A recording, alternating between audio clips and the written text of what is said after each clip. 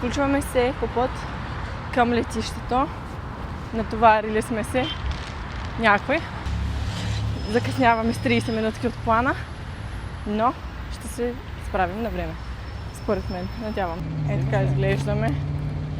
Отиваш за 5 дена. И от тук стартираме влогът ни за Неапол. Ще сме там за 5 дена. Имаме планирани няколко трипа, т.е. един трип до няколко дестинации. И нека видим какво ни предстои. В момента сме на летището и си чакаме полет.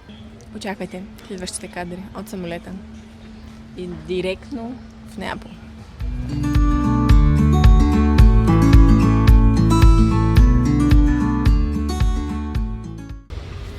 И вече сме в Неапол. Пристигнахме и ще ходим към автобусчето, с което ще се придвижим до квартирата ни. Имаме 10 на минутки до автобуса и после 8 минути до нашата квартира. 40 евро на летището. Поинтересувахме се колко струва все пак едно такси, но няма смисъл.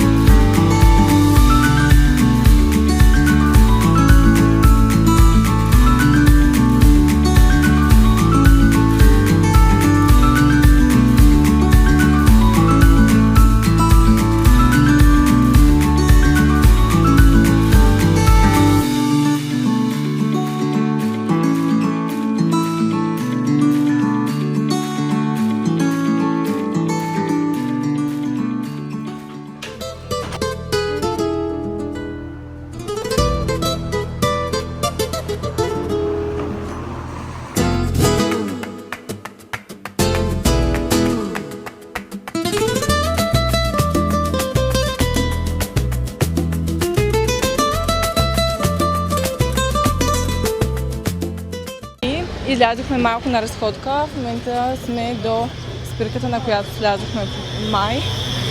И отиваме към галерията. Искахме да видим... Ето тук ще изобразя кое е място, но пишеше, че не можем да влезем. Така че го видяхме само леко отвън. Outfit check. После ще хапваме и мислим да посетим едно място, където предлагат аперол.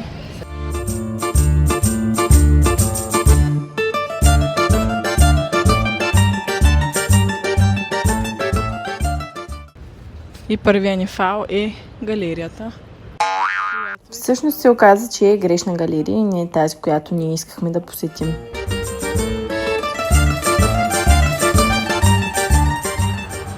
И пътуването ни отведе до тази порта, храм. И това е нашата уличка.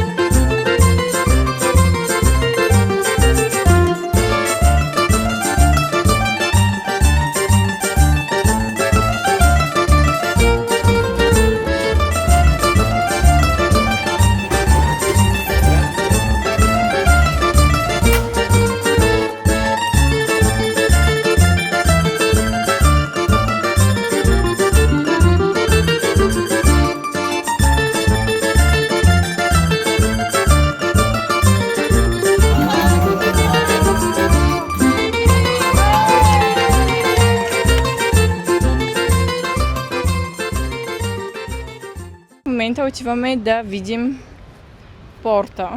Дето се разхождаме малко насляпо, но пък разгледахме половината забележителности на града. Тук така. Само за 5 часа. Скромни 5 часа обиколки. и пряко включване от фонтаните близо до порта на Неапол и до двореца.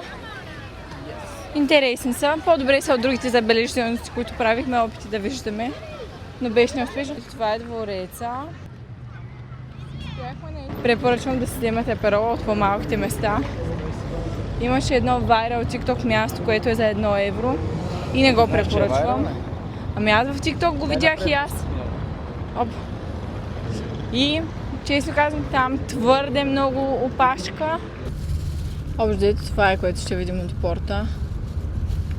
Това ще видим, понеже иначе трябва да влезем в хотел. Нещо, моята ориентация. Фейлната. И сега се наслаждаваме на едни старинни останки на порта. В далечината виждате двореца. И пряко от порта, когато се доближите твърде много, нищо не виждате.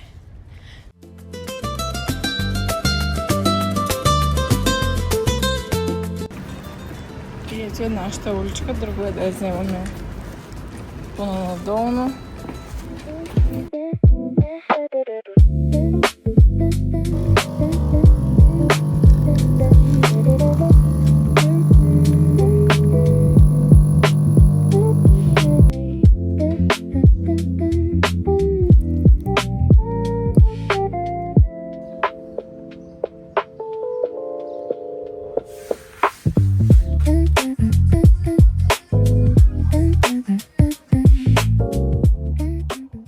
Включваме се и от ден 2 на нашето пътуване. В момента отиваме към Санта Киара. Води се, мисля, че нещо от сорта на храм.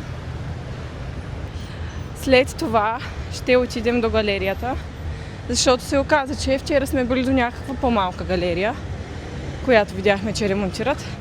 Така че днес ще опитаме да посетим голямата. И след това отиваме на плаж.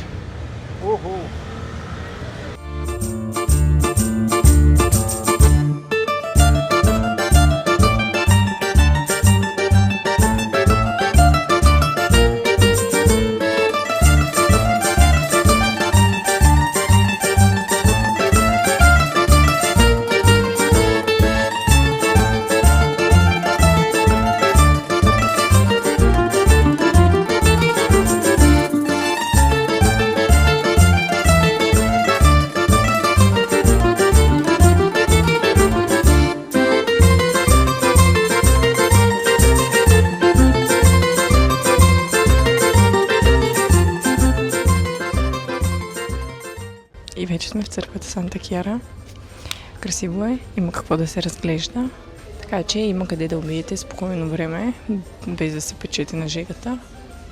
Това са и основните градини, където ще се разходим след малко.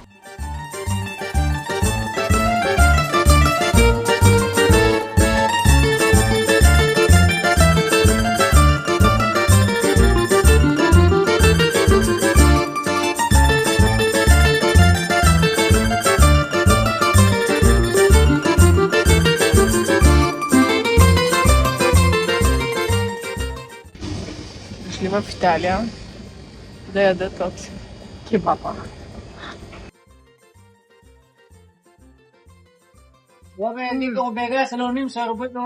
Много добро.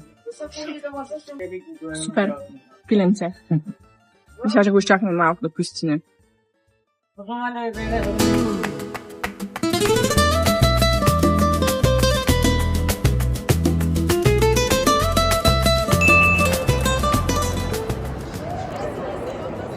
Сме и в галерията. Изключително много наподобяваме тази в Милано. Щракнахме си няколко снимки и сега ще се ориентираме към плажа, който сме си набелязали.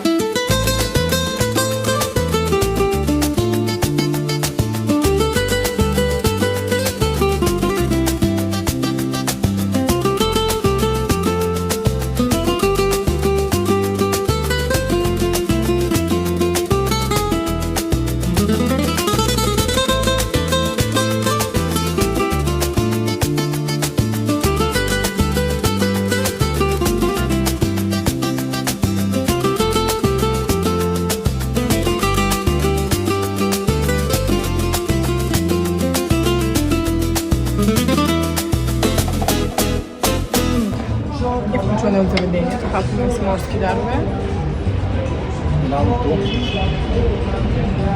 И е много хубаво. И включваме се вече след вечерята. Ресторанта беше изключително хубав. Храната много ни хареса, всичко излезе. 70 евро. Плажа не беше нищо впечатляващо. Беше хубав, с пясък, но честно казано. Като пространство беше доста мръсно, тясно. Се слиза по доста специфична пътечка и ни беше малко трудно да го открием, но вие ще видите, имам клипче откъде трябва да стигнете до плажа, който е доста популярен. И сега ще ви покажа площада.